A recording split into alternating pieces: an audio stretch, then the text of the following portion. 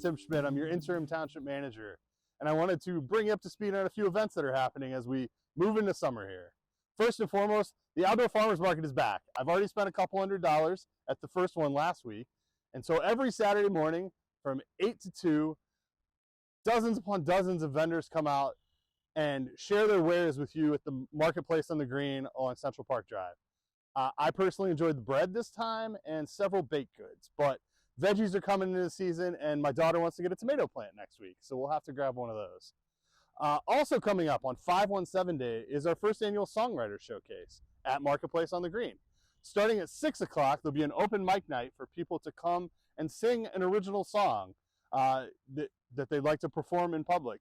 Starting at 7 o'clock, we have 3 country music performers doing original music for everyone to stay and listen to and enjoy the evening. I also want to make you aware of a couple of other events that are coming up later this month and into June as we start summer. First and foremost, Memorial Day. The special tribute honoring those who have served our country will be held at Glendale Cemetery on May 27th. Further details can be found on our website. Juneteenth, the longest running African-American holiday and the date that slavery truly ended in this country, is celebrated on June 19th. In Meridian Township, the Meridian Township Freedom Festival will be held on June 15th at Lake Lansing Park South. It's a great day of fun and music for all ages. Details on our website. And last but certainly not least, Celebrate Meridian will be held on June 28th and 29th this year. June 28th is the teen night, so more teen-focused events. June 29th is the all-day event where we shut down the street at Central Park Drive, adjacent to Marketplace and adjacent to the Town Hall facility, and we have a great time celebrating Meridian Township.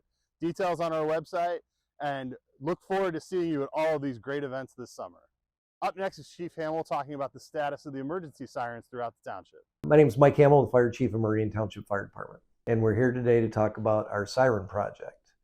So to protect our community, quite a few years ago, 2017, 2018, a siren project was put in place so we had adequate coverage of outdoor warning sirens in Meridian Township.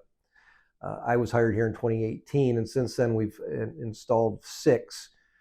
So we're at 12 sirens installed right now and 4 additional to go. We were doing 1 a year, and we changed that last year after the August storm, just so we made sure that if we do have another storm with high winds and potential tornadoes, that we have complete coverage in the township. So there'll be 4 additional sirens installed this year, and then we will have complete coverage of the township. And again, this is an outdoor warning siren. It really isn't meant to be heard when you're inside the house, although some of them can be, depending on the proximity of the siren to your home. But the intent is once you hear the siren, go seek cover, watch the news, listen to your radio, watch the news on your phone, just to kind of keep an idea of where the tornado or the major storm may be. Generally in the county, the way our sirens are activated is from our 911 center. Ingham County Emergency Management can also sound them off as a secondary site. We have what we call 4 quadrants within the whole county. So if you imagine 4 squares in the square and then 1 in the middle, and then what we do is we set off the sirens where they're needed. Years ago, we would set off the sirens in the entire county, and unfortunately, when we have potentially a tornado in Onondaga, we don't really need to alert the sirens in Ingham or in Meridian Township. So that's helped tremendous amount, so we don't have people getting numb to the fact that the siren's going off. Remember, they do get tested the first Saturday every month. That's just a test to make sure, A, that they're sounding, B, that the 911 center gets feedback from those sirens. And then if you happen to not hear your siren the first Saturday of the month, please contact us and let us know. As I tell my daughter, you should also always wear your seatbelt when you're in the car. Here's Chief Rick Grillo talking about seatbelt safety awareness coming up in the next couple weeks. Good morning, Meridian. It's Chief Rick Grillo, and I want to talk to you about a very important safety activity this month, and that is seatbelt safety. May is Seatbelt Safety Month, and I want to give you 3 reasons on why you should be wearing your seatbelt. Number 1, it saves lives. Seatbelts save lives. The studies show that 92% of drivers today are wearing their seatbelts, which is fantastic. We want to get that number up to 100%. The reason that they save lives is because they are designed to keep you safe and secure in your vehicle. I know some people say my vehicle is equipped with airbags. Why do I need to wear my seatbelt? Well, airbags help save lives if they're used in conjunction with your seatbelt. So it's very important that you wear your seatbelt and that you wear it properly. Seatbelts to be worn over your shoulder and not underneath your arm. If you're wearing it under your arm, it can lead to additional injuries that you don't need, and it's important that you wear it over your shoulder. Seatbelts will reduce fatal injuries by about 45% and serious injuries by about 50%. So it's very important for safety that you wear your seatbelt.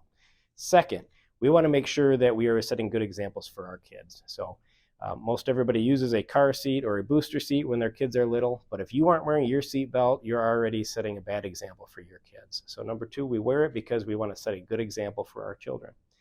Three, wearing seatbelts can save you money. And how does that work? Well, if you were to get a ticket for a seatbelt violation, right now the fine is about $65. Also, if you get into a crash and you're not wearing a seatbelt, it can lead to injuries that are going to be costly as well. So it's important that we wear our seatbelts. This month and every month, but in particular this month, officers will be out looking for people who are not wearing their seatbelts, and they're going to take enforcement action if they see you. So be safe, wear your seatbelt, and have a great day. Lastly, Neighborhood and Economic Development Director Amber Clark is here to give you an update on the Village of Okemos and American House Meridian. Good morning, Meridian. This is Amber Clark, your Neighborhoods and Economic Development Director for Meridian Township. We are at the site of the Village of Okemos, formerly known as the Four Corners Project. This mixed-use project has been in several cycles of approved plans, conversions, and amendments. Today, we're going to bring everyone up to speed with the recent May 9th, 2024 meeting. The Township Board had the opportunity to review a concept plan submitted by the developers. This is not a request from the development team for approval, but a request to see if the community and the public would support a project on Okemos Road with a smaller portion of commercial on Hamilton, or a project on Ardmore. The community has given us several comments. The Planning Commission and the Township Board have all commented on Concept C, or a project on Ardmore, not being suitable for mixed-use redevelopment in the heart of our community. Many staff members, Township Board members, and Planning Commission members also have issue with Concept A, but would like to discuss the concept in further detail. Again, these are concepts, not approved plans. The current approved plan is from 2022 and has a full mixed-use product on Okemos Road and Hamilton. Residents have several questions, and we would direct many members to the community to look at the development projects page underneath the Village of Okemos.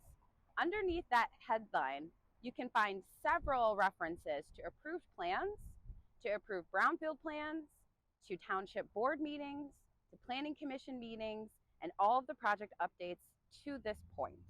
We welcome the comments and questions to the community, and if you have further questions about the project, please email Amber Clark at clark@meridian.mi.us.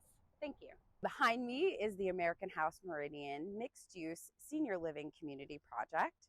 This welcoming bookend project for our mixed-use site at Hazlitt and Marsh Roads is completed, and we're very happy to welcome the community to the ribbon cutting May 21st from 3 to 5, which will include some tours of the facility.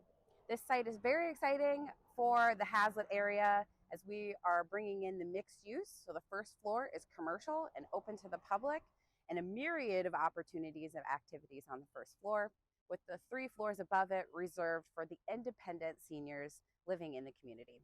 Welcome, American House Meridian. Thank you once again for watching this episode of Good Morning Meridian. If there's anything you need from the township, please give us a call. We're happy to help. Have a wonderful day.